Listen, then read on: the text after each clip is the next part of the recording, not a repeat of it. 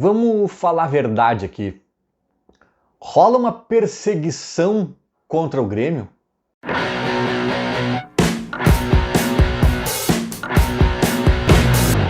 Começando mais este conteúdo sempre com aquela força e apoio da Esportes da Sorte, a parceira do Tricolor. Aposte em quem aposta no Grêmio, o link tá na descrição. Eu vou tentar fazer esse vídeo que eu sei que conceitualmente ele já tem um caráter de torcedor, já tem um caráter assim, né, uma leitura que um jornalista isento vai olhar e vai dizer, é coisa de fanáticos, vai tentar desmerecer, né, julgando a pessoa e não os argumentos. Então eu vou tentar, até por isso eu vou tentar ser o mais racional possível, embora eu reconheça que há uma carga também emocional aqui, tem memória afetiva nessa análise, tem percepções de quem não é isento, de quem está de um lado da trincheira. Então é óbvio que eu posso distorcer uma coisinha aqui, exagerar outra ali, mas eu já estou anunciando que eu vou tentar não fazer, ou tentar fazer o mínimo possível, vou tentar fazer uma análise me descolando ao máximo dessa posição distorcida aí de torcedor fanático, apaixonado, beleza? Mas assim, a resposta à minha pergunta inicial é sim. Eu acho que há uma perseguição ao Grêmio. Não um grande complô nacional contra o Grêmio ou um grupo terrorista da CBF que nos bastidores trama alguma coisa cujo objetivo central dessa trama aí é prejudicar o Grêmio. Não é isso, cara. Não é fantasioso assim como algumas pessoas que querem debochar da tese vão tentar pintar para desmoralizá-la. Mas eu acho que há um inconsciente coletivo, e isso inclui imprensa, inclui árbitros, inclui árbitro de VAR, inclui muita gente, há um inconsciente coletivo que tem uma imagem negativa do Grêmio, uma má vontade para com o Grêmio ou algo do tipo. E eu vou dar exemplos aqui, eu vou explicar aqui, dando alguns argumentos e mostrando algumas coisas, cara, que para mim são no mínimo curiosas, tá bem? Eu vou dividir essa análise em duas vertentes principais, em dois pilares principais da tese. A primeira vertente ela é praticamente só diz respeito ao campo, ao que rola dentro de campo, aos resultados futebolísticos, ao histórico do futebol especificamente. E a outra vertente, outro pilar, é sobre questões conceituais extra-campo, o Grêmio, a imagem institucional do Grêmio, a leitura que as pessoas fazem do Grêmio, e que também tem alguns argumentos e informações e dados que a gente pode lembrar aqui para botar nessa panela aí da análise, beleza? Começando pelo campo, cara.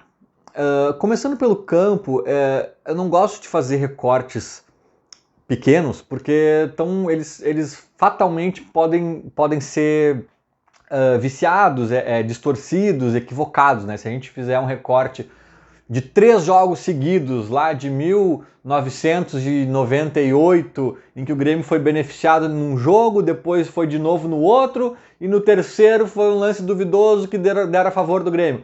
Daí nós vamos pegar esse recorte e dizer assim, o Grêmio é um time muito beneficiado, né? Assim como a gente pode pegar o recorte atual, né, do qual o Renato está reclamando, inclusive, de jogos, inclusive, que o Grêmio venceu, duelos, né, contra o Cruzeiro, por exemplo, que o Grêmio saiu vitorioso, mas que sim, o Grêmio teve prejuízos de arbitragem, e se a gente pegar essa última sequência, a gente pode concluir que o Grêmio é o time mais perseguido do universo. Então, nenhuma coisa nem outra. Recortes micros, assim, né, não nos ajudam nesse caso. Vamos pegar macros. E aí eu vou lembrar, e aqui é só um indício, tá? Não estou dizendo que o que eu vou dizer agora prova que o Grêmio é perseguido, mas é que eu vou somar alguns, eu vou colocar várias coisinhas na prateleira, nenhuma delas isoladamente talvez explique alguma coisa, mas a gente vai tentar fechar esse quebra-cabeça. Uma vez eu lembro que eu estava conversando com algum gremista mais velho que eu, consideravelmente mais velho que eu, um gremista que viu a década de 70, coisa que eu nem era nascido ainda, né? Eu sou de 85, então eu começo a lembrar bem a partir da década de 90. mas esse gremista tinha visto mais coisas e lembrava de várias delas. E a gente começou a falar de erros históricos de arbitragem. E eu lembro que a gente fez uma coisa, que foi fazer um raio-x nos títulos. Claro que a gente pode ter cometido um equívoco aqui, esqueceu de uma coisinha ali. Foram análises grosseiras, apressadas e rápidas, baseadas na nossa memória, nos nossos sentimentos. Beleza, isso daria até para aprofundar, eu convido alguém que tenha tempo e interesse a fazê-lo. Mas assim, a gente fez uma análise rápida, fazendo um raio-x nos títulos da dupla Grenal. Não só nos títulos, mas também em algumas perdas de títulos. Cara, e era impressionante.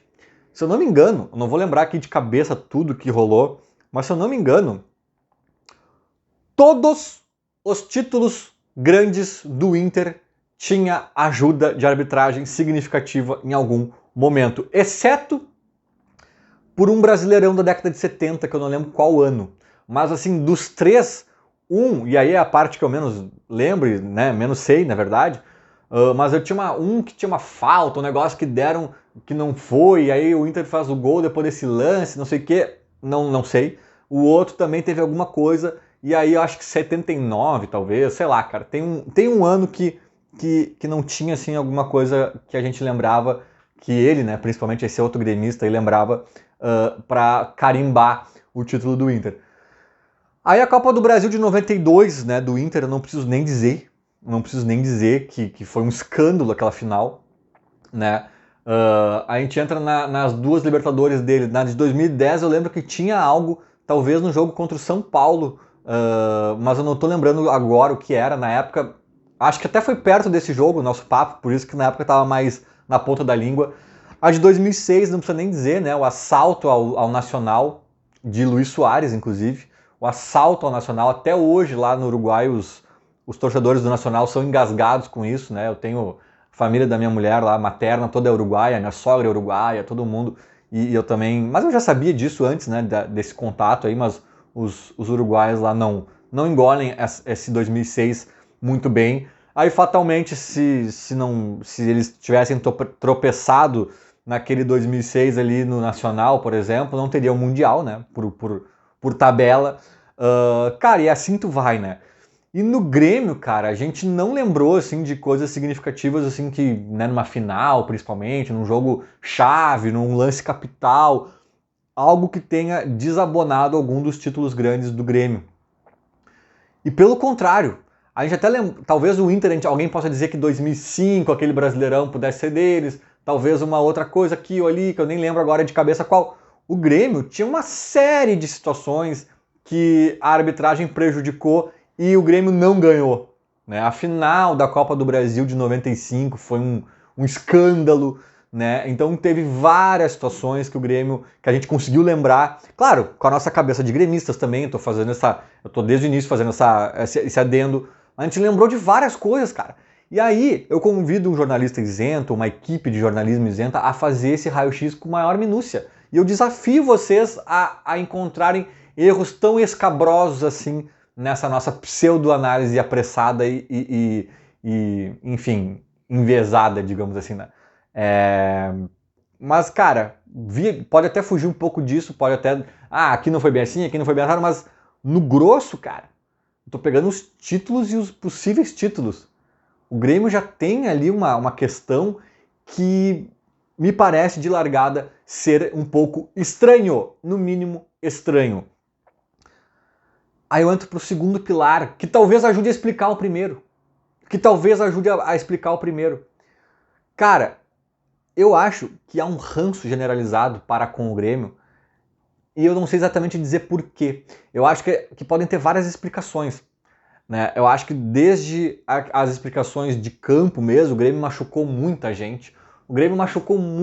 Na década de 90, que eu lembro bem, nossa, a imprensa do centro do país dizia que o Grêmio só sabia dar pau, que o Filipão não era treinador, que não sei o quê, que era muito pior que não sei quem lá, e o Grêmio ia lá e pau nos caras. E aí quando vê tem um árbitro que hoje tem 35 anos, que na época era um guri que torcia pro Palmeiras e saiu chorando do estádio. Não sei, pode ser simplesmente isso, pode ser a história rica do Grêmio em maltratar adversários que hoje estão numa idade aí que estão com a caneta, ou com o apito, ou com sei lá o que, com o microfone na mão. Pode ser, pode ser. Pode ser também essa coisa do Grêmio meio de bad boy, né, até da própria década de 90 ali, de bater muito, tinha essa pecha mentirosa, né, que talvez o Grêmio é um clube meio desleal, podem ter criado essa mentira que, né, grudou na cabeça das pessoas, às vezes um pouco inconsciente, aí na hora de decidir alguma coisa, ou de falar alguma coisa, as pessoas sempre fazem um julgamento pesado para cima do Grêmio. Pode ter a ver até com o Fábio Koff no Clube dos 13, talvez ali a figura dele possa ter desagradado alguns clubes, algumas pessoas da imprensa, não sei, tô aqui jogando ao vento qualquer coisa que eu acho que possa querer explicar. E tem uma coisa, e essa coisa é a mais delicada dessa história, talvez, que tem gente que tira o Grêmio, e aí eu não sei se até que ponto isso pode ser parte do ranço de alguns, ou o ranço de alguns criou essa mentira, né? Eu não sei de onde começa e onde termina exatamente essa história, mas para algumas pessoas o Grêmio é visto como elitista, como preconceituoso, como nazista, até mesmo eu já ouvi falar disso, cara, que é assim, ó, é impressionante como tem gente que compra essa. Tem colorado maldoso que fala isso mesmo sabendo que não tem nada a ver, mas que fala porque é legal para diminuir o Grêmio. Mas às vezes a gente ouve umas coisinhas aqui ou ali, até do centro do país, de outros lugares e tal. Eu uma vez, há muitos anos atrás, 2008 acho, tava no Chile fazendo um mochilão lá, Chile, Peru, Machu Picchu, não sei o que. Conheci no Chile uns brasileiros ali, tinha um cara do Acre, que falou assim, eu não gosto do Grêmio, é um time meio preconceituoso, não sei o que. Cara, da onde é que tu tirou isso? Puxei ele num canto e perguntei, da onde é que tu tirou isso? Não sei, mas eu acho que ele não sabia, cara. Mas era um inconsciente que estava posto, velho. Que estava posto. E é muito louco tu pensar que não tem da onde os caras tirarem isso. Eu vou fazer só um parênteses aqui, sabe? Porque tem uma única coisa que eu acho que a torcida do Grêmio jogou contra, e por muitos anos, que é a história do macaco, da macacada, que, né, em algumas músicas tinha essa palavra. Eu já me incomodei muito com isso, há mais de 10 anos tem vídeo meu, texto meu falando disso. E aqui eu não quero discutir a intenção da palavra, eu sei que não é a mesma intenção do que o resto do mundo usa a palavra macaco, né? Pelo menos para a maioria das pessoas que usavam essa palavra dentro do Grêmio ali. Beleza, também não quero discutir a origem, se tinha racismo na origem ou se era uma coisa mais folclórica, não sei o que. Não sei, cara, não sei, até tenho meus palpites, mas não é o motivo para isso agora, não é o vídeo para isso agora, né? Não é esse o assunto. Mas só para não dizer também que eu estou botando toda a questão para terceiros, acho que neste ponto das musiquinhas, às vezes o Grêmio não se ajudou muito, a torcida do Grêmio não se ajudou muito e ajudou talvez a alimentar essa falácia e essas mentiras.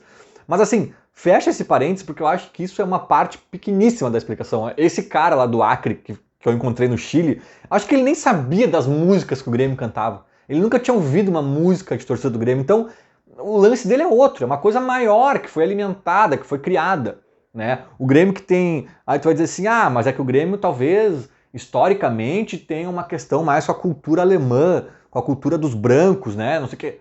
Sim, o Grêmio cujo hino é de Lupicínio Rodrigues, o hino de um sambista negro. O Grêmio que tem uma estrela dourada na sua bandeira, que é de Everaldo, um ex-jogador do Grêmio negro. Mas o Grêmio é muito bairrista, muito separatista, não sei o quê, babá, isso pega mal. Sim, essa estrela do Everaldo é porque o Everaldo conquistou a Copa de 70 pela seleção brasileira. É por isso que tem essa estrela na bandeira oficial do Grêmio.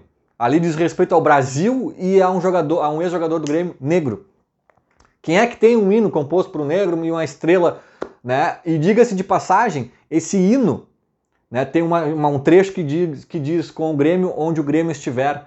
Essa parte o Lupicínio adaptou de uma faixa que era levada por um torcedor nos jogos do Grêmio, que dizia com o Grêmio onde estiver o Grêmio. O Lupicínio adaptou para com o Grêmio onde o Grêmio estiver, que ficou um pouco mais sonoro. Essa faixa era levada por um torcedor chamado Salim Nigri, judeu. O Grêmio nazista tem uma frase de um judeu no seu hino, né, que foi adaptada por um negro, né, que foi o compositor do hino. Salim Nigri tem o livro A Fonte, do Léo Gershman, que conta essa história, é muito interessante. O Salim, inclusive, era deficiente visual. É muito interessante essa história. E o próprio Léo, que também escreveu um livro da Coliguei. Vejam só, o Grêmio é pioneiro na primeira ou na maior torcida organizada gay do Brasil. Os caras que no meio de uma ditadura militar fizeram e aconteceram contra todo um preconceito da época, uma repressão, e encararam e fizeram até aula de artes marciais para aprender a se defender de agressões. É inacreditável essa história, é incrível também. O Grêmio da Coliguei, do Lupicínio, do Salim Nigre é nazista. Da onde vocês tiraram isso?